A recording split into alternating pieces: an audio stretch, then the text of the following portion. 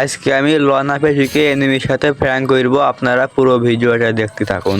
আশা করি অনেক ভালো লাগবে, আর ভালো লাগলে চ্যানেলটি সাবস্ক্রাইব করে পাশে থাকবেন আমাদের। ধন্যবাদ।